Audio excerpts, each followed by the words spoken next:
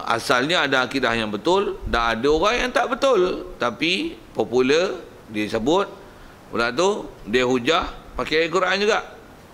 Ayat Quran macam mana? Saya sebut tadi contoh untuk menunjukkan kata dia nak bagi hujah kata Nabi Muhammad pun sesat. Yang ni dia nak bagi hujah tentang kata boleh kita ucapkan selamat kepada orang kafir di atas sambutan perayaan dia. Dia bagilah hujah Quran, hadis gini menunjukkan boleh. Pendapat yang kata boleh, ayat Quran yang kata tak boleh, dia tak sebut langsung. Ni masalah kita ni. Maksudnya orang membahaskan Al-Quran dengan tak adil.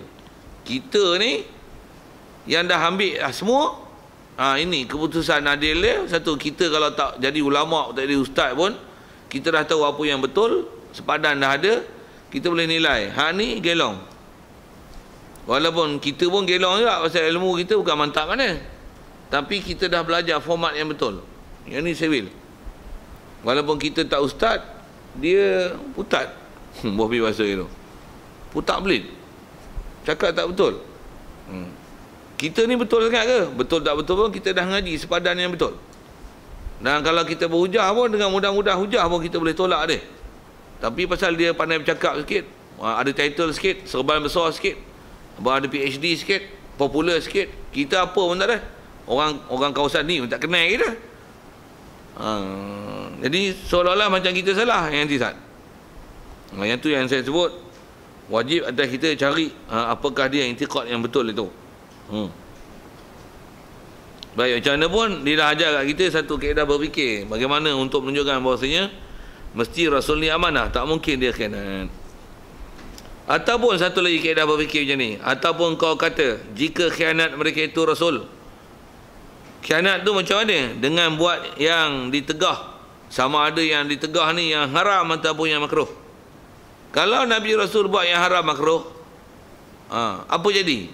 Apa hujah akal dia? Jadi dia buat ni buat andaian lah. Ada ke Nabi buat benda haram, benda makruh? Tak ada lah. Nabi Rasul tak ada buat benda haram, benda makruh. Benda harus pun, kalau dia buat perkara tu, dia buat bukan mengikut keseronokan dia, tapi dia buat adalah yang kalau di sebelah kita ambil itu sebagai contoh dan teladan sangat baik. Satu, kalau kata ada dia tak buat, memang ada mendalilkan harus, tapi bila Rasulullah tak buat, bila Rasulullah tak makan, tak minum dan sebagainya, dia tak pernah pakai, itu menunjukkan ada di sebelah harus, satu bab. Tapi bila dia tak makan, maksudnya kita pun makan tak apa baiklah benda tu. Nak cerita tak mana ni? Kalau tu pun ada panduan tu, apatah lagi haram makruh. Agak-agak ada Rasul, Nabi buat benda haram, benda makruh? Tidak. Takkan ada. Dia takkan buat benda haram makruh lah. Kalau dia buat kenapa? Kalau ada Nabi Rasul buat benda haram ataupun makruh, macam ni, nescaya berbalik yang haram atau makruh itu akan jadi taat. Nescaya yang haram dan makruh tu jadi taat, jadi bagus pula. Pasal apa? Pasal kita disuruh dah ikut Nabi Rasul. Nabi kalau dia buat benda haram, kita disuruh tak buat benda haram? Kita tak disuruh buat benda haram kan? Tapi bila Nabi Rasul buat, kita disuruh tak ikut Nabi Rasul? Suruh. Begitu? Kalau dia buat benda haram, kita pun disuruh buat benda haram. Kita disuruh buat benda haram. Untuk apa kesimpulan dia? Nabi tak buat benda haram lah weh. Awak bodoh kan? Guna boleh bahasa bodoh tu. Inilah kaedah berfikir. Tak masuk akal. Clash, dia akan berlaku kontradik. Macam mana kita disuruh mencontohi Rasul, sedangkan Rasul buat benda haram? Apa jadahnya gitu? Apa jadahnya contohi Rasul kalau Rasul buat benda haram? Satu, kita bab mencontohi Rasul ni, nak kata tak ada benda haram Rasulullah buat.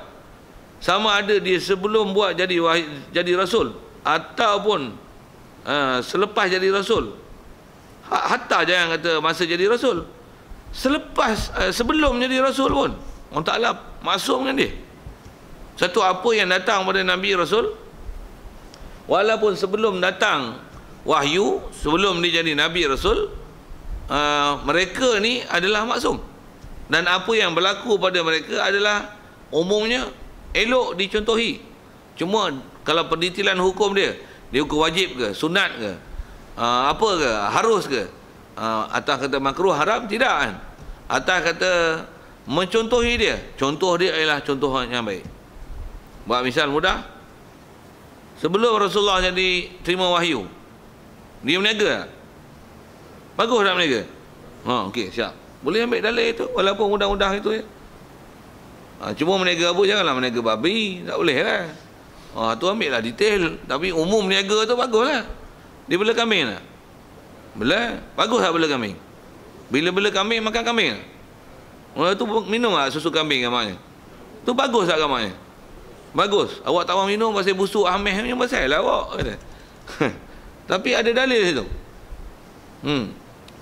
Rasulullah masa sebelum dia jadi Rasul tu bela kambing, meniaga.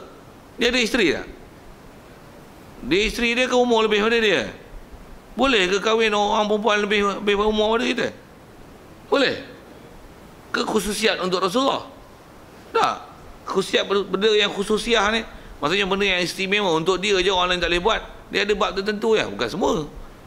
Tapi bab tu, adakah orang perempuan yang lebih tua pada kita tak boleh jadi isteri kita? Ini yang buat kelakar itu. Tak ada orang kata itu. Kalau ada orang cakap itu, bodoh. Untuk Nabi Muhammad berlaku pada dia. Itu sebelum jadi Rasul. Sebelum jadi Rasul pun ikutan yang baik lah. Tambah pula dengar saya sebut tuan. Orang perempuan ni bila dia berumur, matang lah dia. Dengan lelaki siapa matang ni? Kerana perempuan matang lagi pada lelaki tu. Saya ada anak murid tu, saya tahu lah. Budak lelaki yang perempuan ni, budak perempuan matang cepat lagi pada lelaki. Betul ya? Tak tahu. Apa dia orang ni pick out apa? Satu orang perempuan dia main haid 9 tahun dah main haid. Orang lelaki 9 tahun tak ada mimpi keluar mani lagi. Tak ada. Kalau umur 13-14 mimpi keluar mani sekalipun, matang kan? Belum lagi. Nampak bodoh lagi. Baru duk gila, duk kira betina. Buah pi yang pasal itu. Pasal apa? Matang dah lagi. Tapi orang perempuan dah main haid. Dia tahu jaga kebersihan. Dia tani, ambil berat dengan keluarga.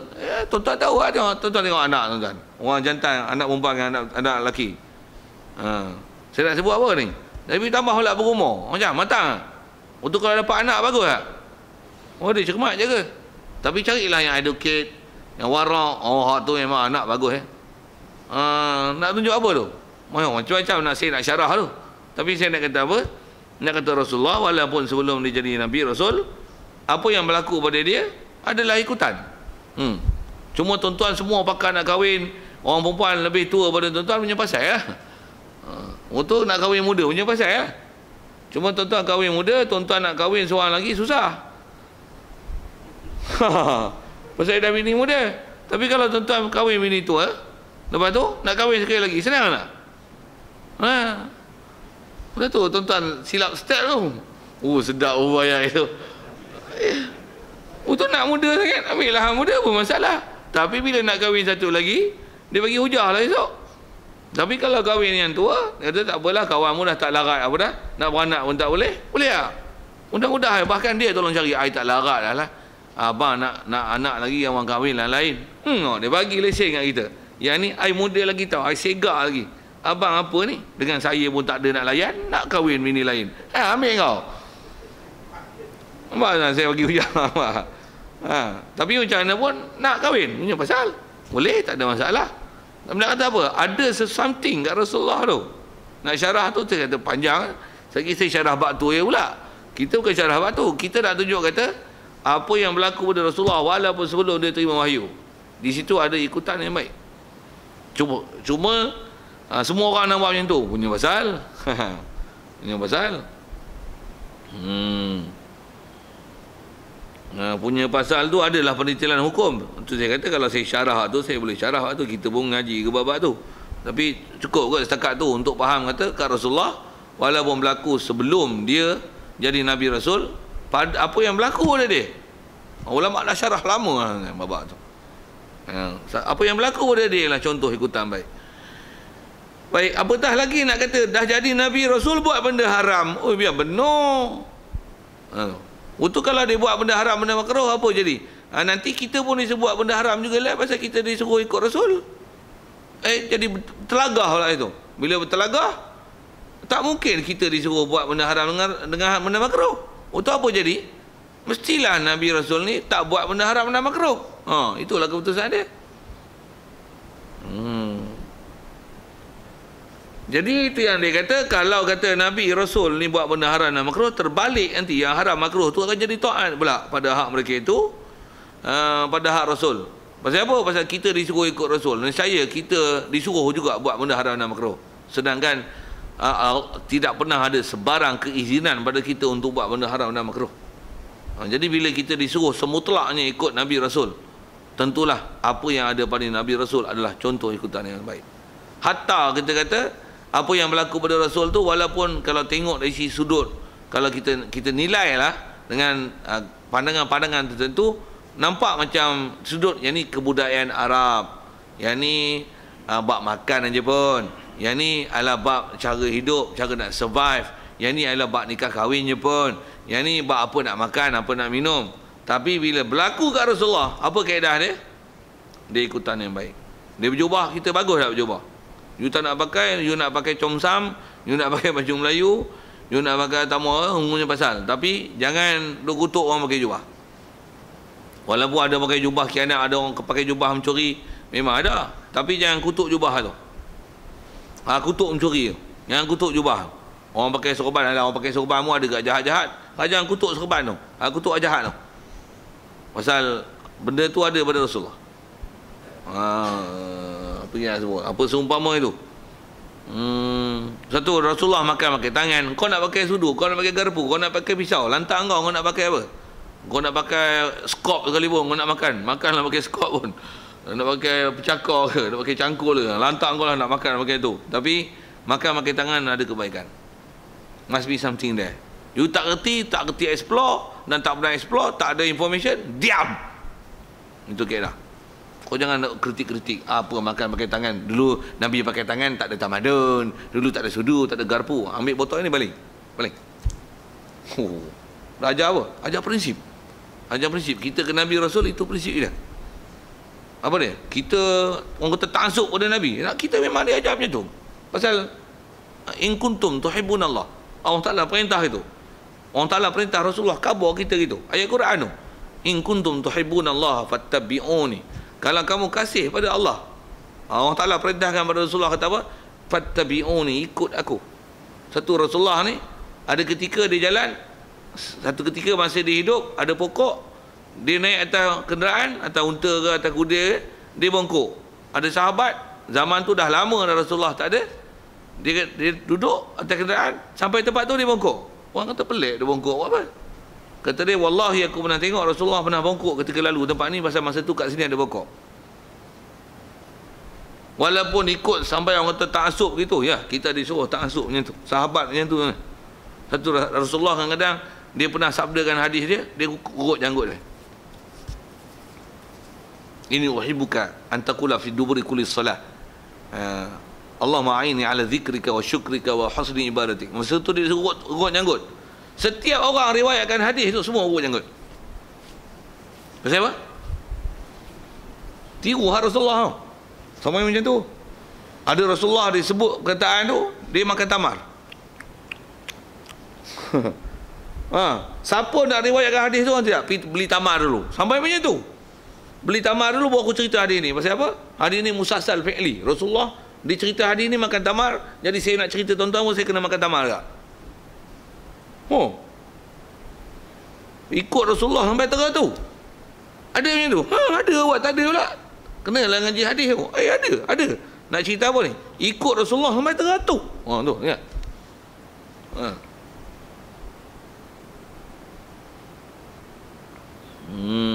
Satu, mesti Rasul maksumnya. Pasal kita disuruh ikut Nabi macam tu. Yang ni ikut artis macam tu. Allah. Artis suka makan Maggi, dia pun suka makan Maggi. Artis suka makan mi hailam, dia pun makan hailam. Yang ni makan Yahanana. Yahanana lah, ingat Yahanana lah. Sorry. Makan nasi mandi, dia pun mandi juga. Yang ni bersiram, dia pun bersiram juga. Ikut artis gila.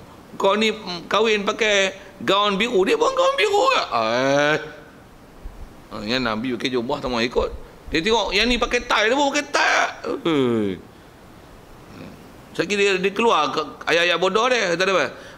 Itu adalah kebudayaan. Rasulullah pakai jubah pasal dia Arab. Kalau dia Melayu, dia akan pakai baju Melayu. Ada syarah itu. Baling yang botol tu. Okey, jadi kita nak sebut masih lagi dalam syarah yang tu yang kata kalau Rasul buat benda haram makruh akan terbalik benda haram dan makruh tu jadi taat. Cuma dia nak guna bahasa-bahasa Arab sikit. Tetapi tali itu batil. Dan apabila batal tali, nescaya batallah muqaddam. Maka sabitlah naqidnya. Waktu tuan-tuan nak faham perit sikit. Saya faham. Apa dia? Bahasa Arab ni tuan-tuan, antara uslub dia, dia ada istilah uslub syarat dan jawab. Faham tak saya sebut? Kalau hujan lebat 10 hari tak berhenti-berhenti, banjir, tenggelam Sungai Petani. Betul tak? Tenggelam tak Sungai Petani lah ni? Tak. Pasal apa? Tak hujan 10 hari lebat. Pasal apa tuan-tuan boleh kata tak hujan tu? Pasal apa? Syarat dan jawab. Jawab syarat tak ada. Maksudnya Sungai Petani tak tenggelam, pasal tak hujan lah. Boleh faham? Kalau bahasa Arab, syarat jawab dipanggil juga istilahnya muqaddam dan tali.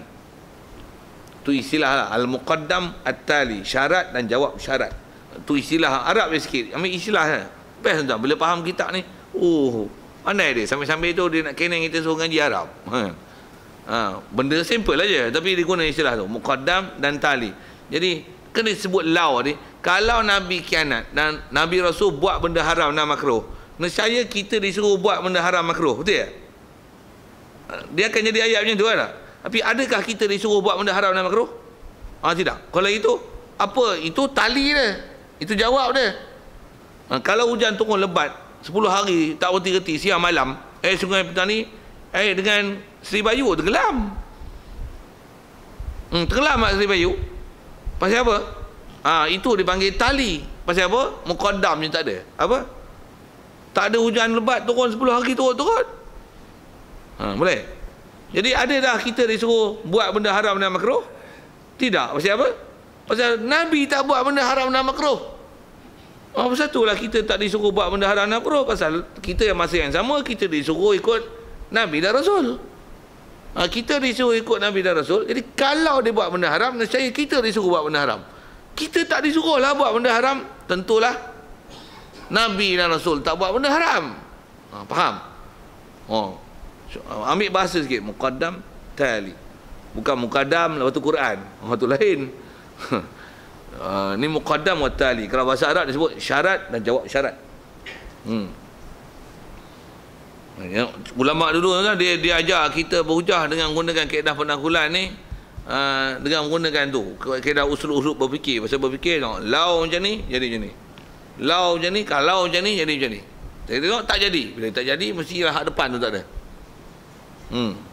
Kalau ekonomi kita kukuh, nescaya harga minyak akan turun. Betul tak? Ni kau naik ke kau turun? Kau naik sajalah bagi contoh kan, naik turun realiti tu tak tengok lah, berkeliling takkan tak ambil high langsung kot. Bila tengok minyak kau naik, apa faham? Ekonomi teruk lah weh. Kalau ekonomi kita makin pulih, apa maksudnya? Barang-barang akan jadi semakin murah, betul? Rumah-rumah akan jadi murah, betul? Semua harta benda kereta akan jadi murah. Tapi yang dia tengok kau mahal. Apa maksudnya? Ekonomi teruk lah, buat bodoh masa tu. Bila muqaddam tak ada, bila tali tak ada, mestilah muqaddamnya tak ada. Ni kadang-kadang manusia ada benda yang simple macam ni pun tak boleh berfikir dengan waras. Padahal begitu mudah. Cara teknik penaklukan akal yang sangat mudah lah. Kalau orang taman ni, orang kawasan ni semua baik-baik, nescaya penuh surau kita kan? Tapi penuh tak? Tak penuh, maksudnya banyak orang tak baik lagi lah. Apa payah kan gaduh. Tapi kalau Jumaat penuh tak? Penuh. Bila Jumaat penuh maksudnya ramai lah. Bila Jumaat penuh maksudnya ramai lah orang keliling ni kan. Tapi bila waktu lain tak penuh, maksudnya ada orang yang memang tak mai waktu, melainkan waktu Jumaat saja. Macam-macam tu kau nak syarah tu. Penaklukan akal ni mudah je fikir kan. Hmm. Hmm. Baik. Jadi dia kata bila nescaya batal muqaddam tu disebut, tetapi tali itu batil. Tali ni apa? Kita disuruh buat benda haram. Mana pula kita disuruh buat benda haram? Kita disuruh buat benda haram tu dipanggil tali, dengan kaedah sebut muqaddam dan tali tadi. Disuruh buat benda haram itu batil, palsu. Dan apabila batal tali, kita disuruh buat benda haram tu batal, nescaya batal lah juga muqaddam. Apa dia muqaddam? Nabi Rasul buat benda haram, nescaya batal lah tu. Tak betul. Nabi Rasul buat benda haram tak betul. Pasal apa? Pasal kita tak disuruh buat benda haram. Baik, kalau gitu maka sabitlah naqidnya. Naqid ni di sebaliknya. Apa dia? Kita tak disuruh buat benda haram, jadi kita pula disuruh ikut Rasul. Apa fahamnya? Nabi Rasul takkan buat benda haram, Nabi Rasul mesti buat benda baik. Satu, kita disuruh ikut Rasul. Saya. Ya, ni kalau masuk kapasing kalah ni, masuk mahkamah ni. Betul nah, hujah. Kedah belajar hujah dalam mahkamah pun, kedah pun nak gula akal macam ni lah. Tuan tengok, saya nak tunjuk kedah kelahi dalam mahkamah. Katalah tuan-tuan kena ada dakwa kes. Kes apa? Kes liwat. Itu. Contoh. Saya nak sebut muqaddam dan tali tu ya. Dia kata dia kena liwat. Cek doktor, tak ada kesan-kesan liwat kan. Dia kata dia kena liwat, tapi cek tak ada liwat. Bila tak ada kesan liwat, ada tak orang meliwat? Tak faham ni saya sebut apa? Bila tak ada kesan liwat, maksudnya tak kena liwat lah. Untuk dia mengaku dia kena liwat tu macam mana? Pay on. Kepala otak singin. Pula tu katalah macam ni. Dia kata bila kena liwat? Dia kata sekian-sekian tarikh. Kat mana? Tempat ni. Bangunan pun tak buat lagi. Ya Allah. Tarikh tu bangunan pun tak ada lagi. Pindah pula tarikh. Lai. Kalau ikut buang kes awal-awal lagi. Tapi Malaysia boleh lagi pindah. Ya Allah, saya tak tahu mahkamah Malaysia macam mana. Saya tak belajar undang-undang Malaysia. Tapi kalau belajar dengan undang-undang kita lah, dengan akal bodoh-bodoh macam tu pun, kita sepak awal je lah babak tu. Usung tilam pun tak ada, tengok DNA yang betul. Bulu pun tengok tak ada bulu yang betul. Pelik bapak ni. Betul boleh sabit kesalahan. Pasal apa? Salah guna kuasa. Pula kod mana? Saya usik itu. Tuan-tuan tak faham punya pasal. Okey.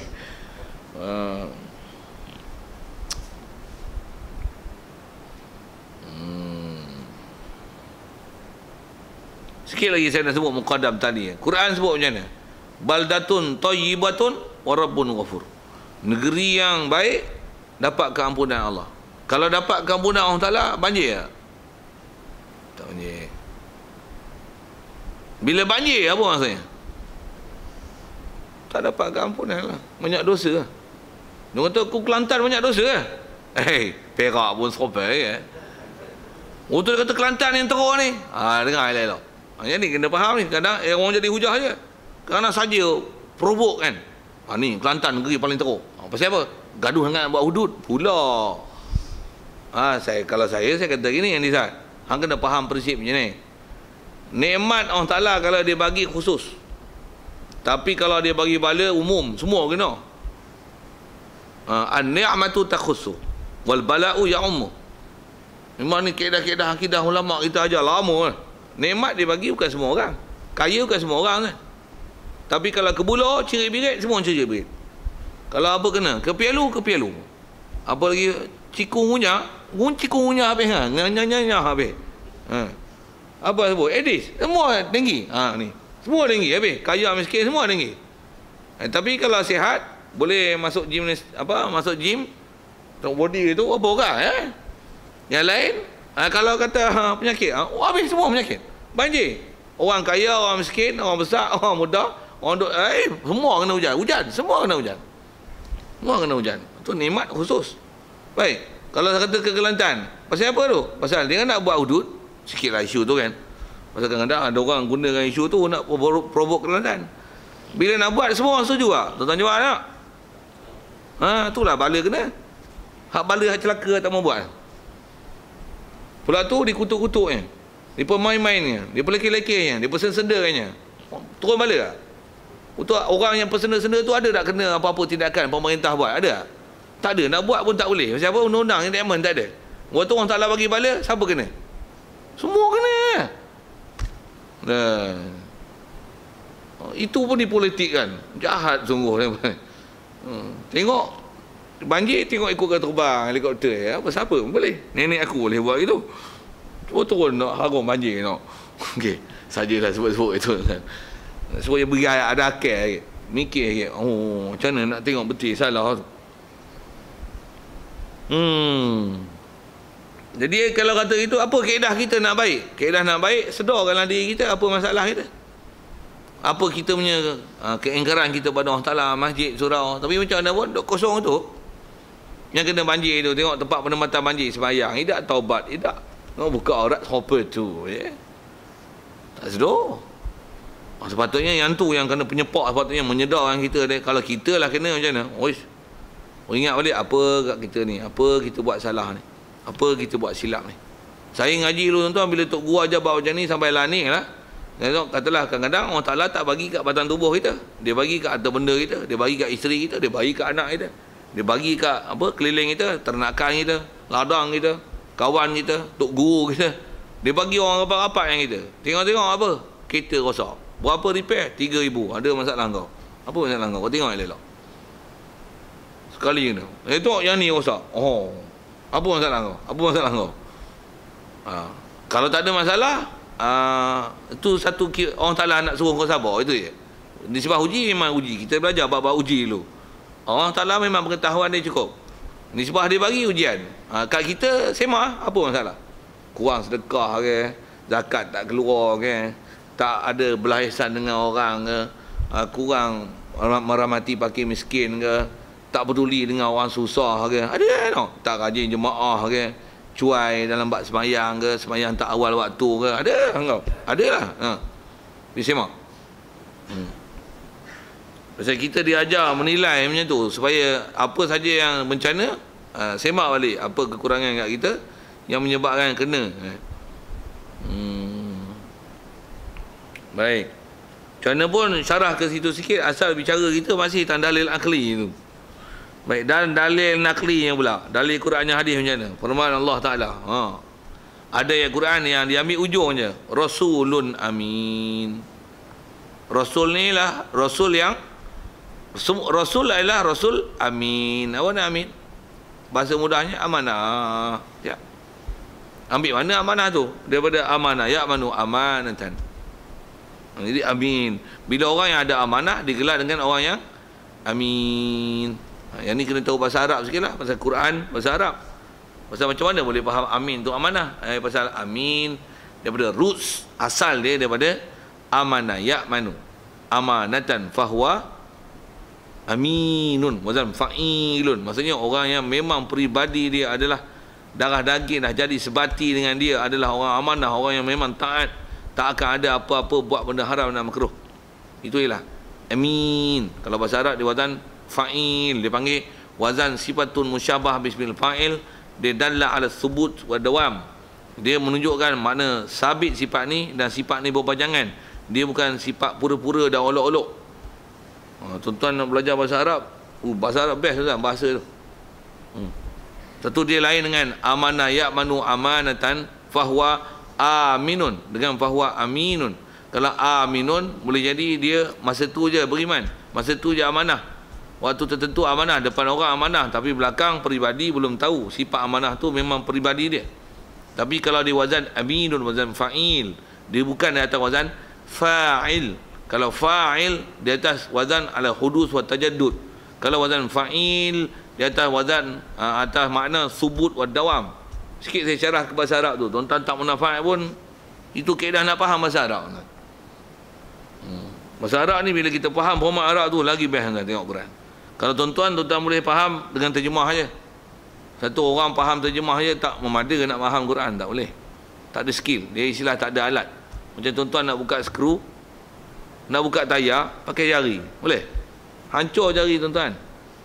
Tuan-tuan guna alat yang tak betul. Tuan-tuan nak explore Quran, tapi tuan-tuan tak ada ilmu bahasa Arab, tuan-tuan tak boleh explore, tumpul lah. Tuan-tuan tak ada alat. Tuan-tuan nak gaji besi, pakai tangan, keratil lah kau, repuk hancur tangan tuan-tuan. Tuan-tuan tak boleh ha? Gaji besi mesti pakai gaji besi, tak pun pakai api pancung.